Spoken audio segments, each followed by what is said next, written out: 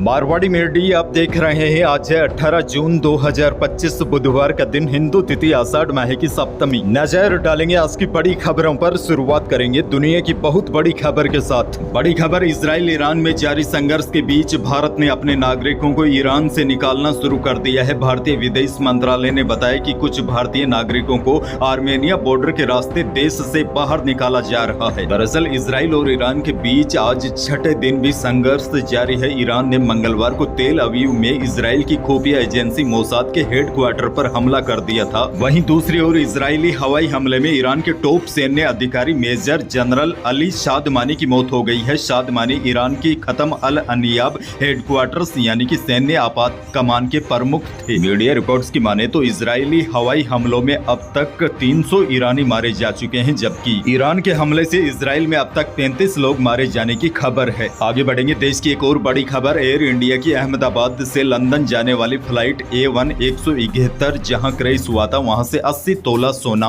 वहीं 80,000 रुपए केस, एक मोबाइल फोन, भगवत गीता की कॉपी, 9 पासपोर्ट्स और दूसरा सामान भी बरामद हुआ है। मलबे में एक मोबाइल मिला है, एक लैपटॉप भी मिला है। इसके अलावा जेवर, नकदी, पासपोर्ट्स मिले हैं। इन सबको सरकारी अधिकारियों के पास जमा करवाया गया है। 4-5 बैग भी वहां पर मिले हैं। घटना स्थल पर जो भी सामान रिकवर किया गया है उसका डॉक्यूमेंटेशन किया जाएगा। उसके बाद मृतकों से जुड़ा सामान उनके परिजनों को सौंपा जाएगा। बहरहाल आगे बढ़ते हैं, राजस्थान से बड़ी खबर, प्रदेश में सरकारी हॉस्पिटल, सामुदायिक स्वास्थ्य केंद्र जैसे CHC और PHC में एक्सरे की सुविधा नहीं होने पर फ्री वाउचर के जरिए सुविधा देने पर विचार किया जा रहा है। दरअसल प्रदेश में सरकार ने आमजन की सुविधा के लिए फ्री दवाइयां, जांच और इलाज की सुविधा तो दे रखी है, लेकिन उसका फायदा आमजन को नहीं मिल पा रहा है, क्योंकि यहाँ पर या तो एक्सरे मशीन होती नहीं है या फिर खराब होती है। एक्सरे की सुविधा नहीं होने पर अब हेल्थ डिपार्टमेंट इन जगहों पर आउटसोर्स के जरिए कूपन देगी। वर्तमान में राज्य सरकार गर्भवती महिलाओं को सोनोग्राफी की सुविधा कूपन के जरिए देती है। CHC या PHC या उप जिला हॉस्पिटल जहां सोनोग्राफी की सुविधा नहीं है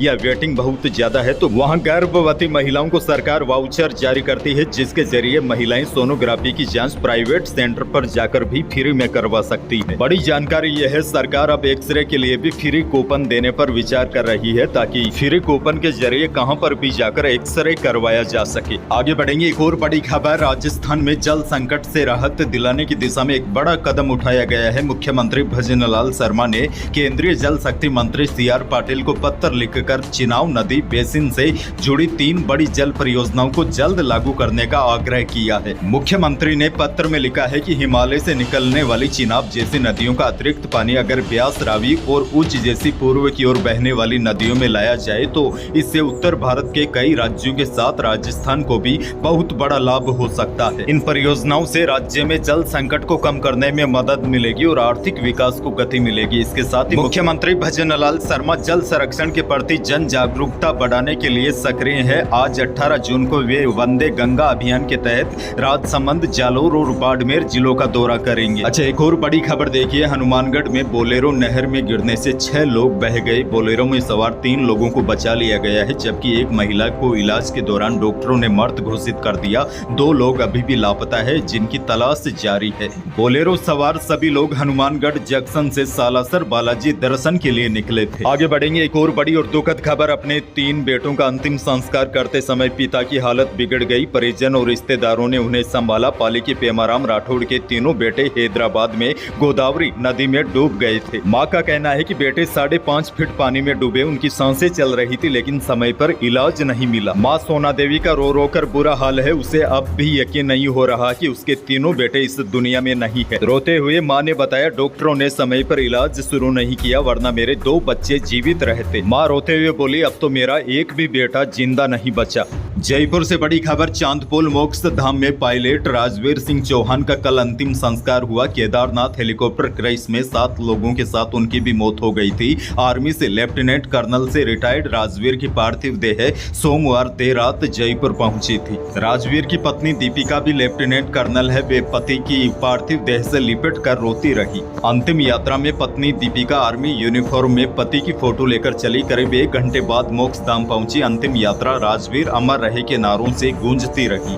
राजवीर सिंह उसी हेलीकॉप्टर के पायलट थे जो केदारनाथ में क्रैश हो गया था, जिसकी वजह से उनकी मौत हो गई। आगे बढ़ेंगे, प्रदेश के पशुपालकों भाइयों के लिए बड़ी खबर। मुख्यमंत्री मुख्यमंत्री मंगला पशु बीमा योजना के तहत पशुओं के हेल्थ सर्टिफिकेट के साथ उनकी बीमा पॉलिसी भी जारी की जाएगी। इससे यह काम अपने निर्धारित समय अवधि में पूरा हो सकेगा।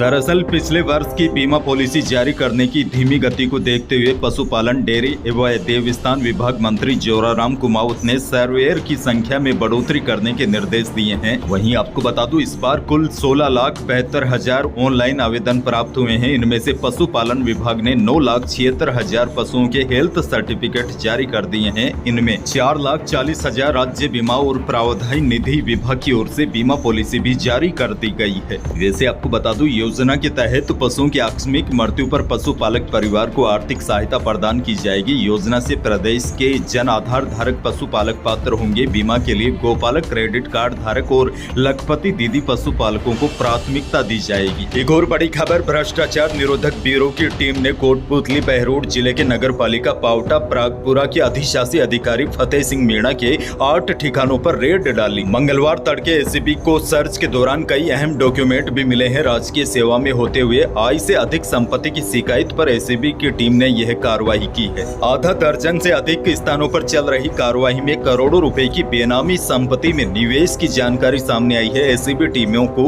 कई अन्य अहम डॉक्यूमेंट भी मिले हैं। जल्द ही टीम सर्च पूरा कर काली कमाई का डिटेल से खुलासा करेगी। एक और बड़ी खबर, डॉक्टर राकेश बिश्नोई को न्याय दिलाने की मांग को लेकर जयपुर में एसएमएस अस्पताल के बाहर परिजनों का धरना भारी बारिश में भी जारी रहा। मंगलवार को राजस्थान युवा कांग्रेस प्रदेश अध्यक्ष विधायक अभिमन्यु पूनिया, कांग्रेस नेता अनिल चोपड़ा और निर्मल चौधरी भी धरना स्थल पर पहुंचे। इस दौरान धरना स्थल पर पुलिस अधिकारियों के साथ बहस हो गई। देखते ही देखते तीखी झड़प में यह बहस तब्दील हो गई। अब पुलिस का कहना है कि निर्मल चौधरी के खिलाफ मामला दर्ज होगा। पुलिस के अधिकारी ने कहा है कि उसका कोई अधिकार नहीं है जो पुलिस के साथ बदतमीजी करे। हम मामला पंजीकृत करने वाले हैं। कौन सी धाराएं लगाई जाएगी यह देख रहे हैं। बेरोजगारों के लिए राहत वाली खबर है। राजस्थान में बीडीओ के 850 पदों पर भर्ती होगी। 19 जून से फॉर्म भरे जाएंगे। 31 अगस्त को परीक्षा होगी। और बड़ी जानकारी आपको दे दूं, इसके लिए सीईटी ग्रेजुएशन लेवल पास होना जरूरी है। आगे बढ़ेंगे। एक और बड़ी खबर, कांग्रेस अब आगे होने वाले पंचायती राज और शहरी निकायों के चुनाव में 50% टिकट युवाओं को देगी। इनमें 50 साल से कम उम्र वालों को